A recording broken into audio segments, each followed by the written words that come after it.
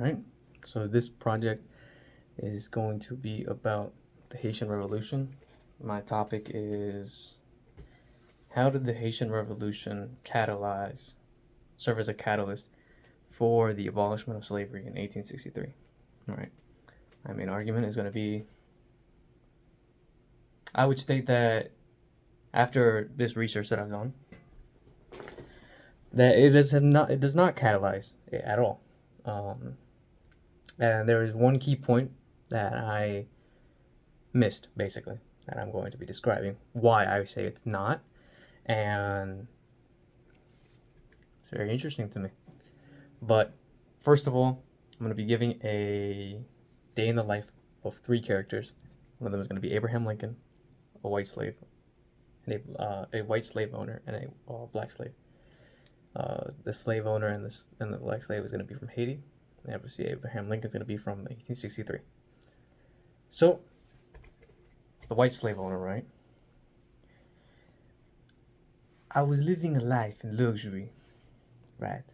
I came from France, tried to seek a new life where I could find value and really prosper the land so that I can, go back to my homeland in peace. I came here with African slaves and indentured servants, and my life here is great. It's magnificent. I mean, I get to live this life where I have all this land, all these slaves working for me, right? All they do is just meddle into their own things. Um, and I just have them work in coordination each time on the sugar cane. And all I have issues with is that there's not enough time. There's not enough time to be able to do what I want to do. And there seems to be troubling slaves every now and then that I hear arising news about a plan to revolt. We are outnumbered. We are outnumbered by so many. I do not know how it's going to go. There's roughly around 452,000 slaves, and maybe like about 40,000. We are outnumbered. Almost 12 to 1. Now, I don't know much about their history, for they have even forgotten uh, their own culture, their own language. They're trying to blend in with us, trying to gain friendliness. But I feel like it is all a facade. I'm not sure. And it is almost like Napoleon has abandoned us, left us for nothing. It seems that we are no longer needed for the war operations like how we have been. And I gain news that after our slaughter, that the Louisiana Purchase happened. And this Louisiana Purchase happened because they no longer needed our sugar. And it seems that he's just okay with just selling this land to pay for the war reparations than to help us. He has sent so many people to help us, and they have all died. Even his brother-in-law has died. And I see now that there is no hope for us to win back. The terrain is in their favor. They have the tools. They know where all of our farm tools are to rule against us. We barely even have weaponry and guns. We were just expecting to live peaceful lives and go back home. I do not understand why this had to happen. And this struck fear in the Americas even around our time. And then the black slave was basically the lives that they lived was that around voodoo almost. And it says that they had a lot of social ranking systems. We had a lot of social ranking systems in our lives. So we were able to decide that some people had more and less values. And we came up with a plan. We came up with a plan to strategically attack on August.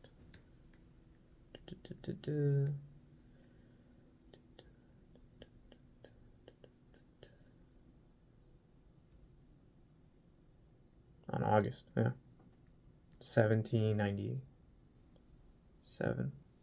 And through this, we were able to conquer Haiti, make it our own country. We became free. Before this, we were treated so harshly. We were treated so harshly. We were treated not human. We were punished very poorly for the crimes that we had committed. And we came to this land through boats. And we were set into this land and instantly became slaves. We had to do what we were told in poor conditions. And because of that, we grew tired of it. We grew tired of it, and we decided to create a mass revolt. We would meet up every Friday to plan this until eventually 4,000.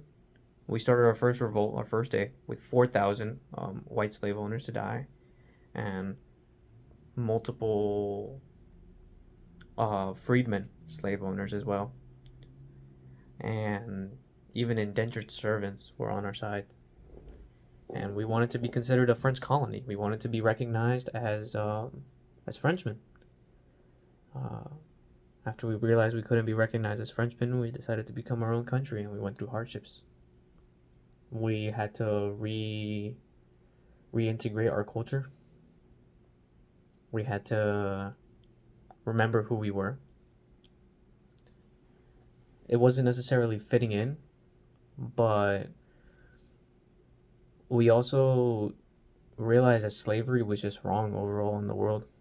And so we even sent people to Charlestown in 1979. And we decided that we were going to send a few people over there to start some trouble over in the United States, so that maybe the word could spread around about how bad slavery is and how serious we are about it. Sadly, they were caught.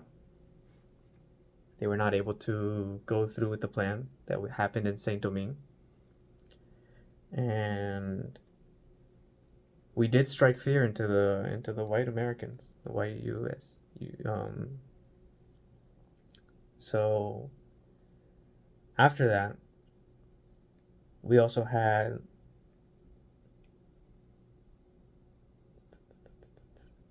the Louisiana Purchase.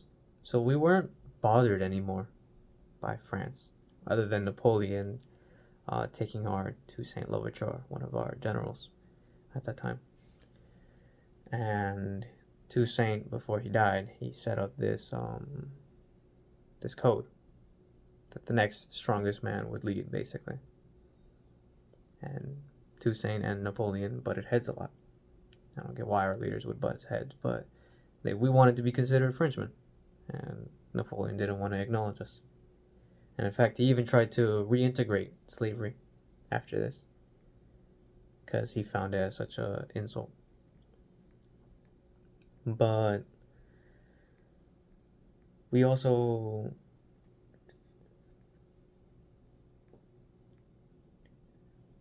affected a lot of things around the world. It wasn't just the U.S. that we struck fear into, but we actually made slavery in Cuba rise afterwards. Our influence of our slave revolt reached lots of locations. So it was successful. We were the first ever slave country that was able to get freedom. and be able to make a name for ourselves that struck fear into our enemies and for our agenda. Because nobody likes slavery, the people that came from slavery. So we lived our lives when we came from Africa like how we would have when we were in Africa. We believed in voodoo, superstitions. Um, the white slave owners would see us as dumb, insignificant, not a real threat. Not only a real threat, but beneath them. That we were beneath them and that we weren't anything special to be recognized even as a culture or a society. So they just used us as what we were. To them, we were just tools, giving them the cash crop that they needed so that they can go back to their land. And that was our day-to-day lives, just constantly working and slaving away. And even after, it was still basically the same life. Kept slaving away, kept working hard like how we used to, and continued the system that was already set up before us. And then Abraham Lincoln. All right. I have no idea what his voice was. But after the Haitian Revolution, much after, in 1863, I declared the Emancipation Proclamation, right? Which freed the slaves. Now I know there was a lot of controversy to this outcome. There was a lot of people that were against slavery and a lot of people that were with slavery, right? And at first, I was very disgusted by it. Then eventually, I would constantly change my ideas and my ideals back and forth, right? I would say that the black man's condition is to be a subordinate to the white man. And if I had to choose a political race to be above another one, the white race is superior to the black race. And they do not hold the same political value or value in life. Right. And but at the same time, I would go back and forth and tell you that if a man's value in life is only seen as insignificant because he's a darker skin tone than you, then even though two males may be white, if one is slightly darker, then that means that he should be enslaved to you, and vice versa. If a man is slightly lighter than you, then you should be a slave to them. That is only a fool's way of thinking. All right. I lived a life that was the 15th president and was murdered way after this happened. But I was very passionate about being a Federalist and Union. I fought for the Union, and my day-to-day life, I wouldn't agree with slavery for the majority of my life. But it was only till after the abolishment of slavery that I tried to give suffrage and education to the African Americans. That I wanted to give them freedom, the right to vote, those who fought in the war, black Union soldiers, and even their families that came to be. But at the end of the day, I was a Unionist. I fought for the Union, and I wanted nothing but victory for the Union. So if that meant getting rid of slavery to support our cause, so be it. All right. I think anybody who said otherwise, that they wouldn't save the Union because it got rid of slavery, or it didn't get rid of slavery, I think them to be a fool. I think whatever it took for whatever it needed to be the Union to win, I think that that's exactly why I abolished slavery. By no means I mean anything else. It doesn't even have to be slavery. It could have been anything.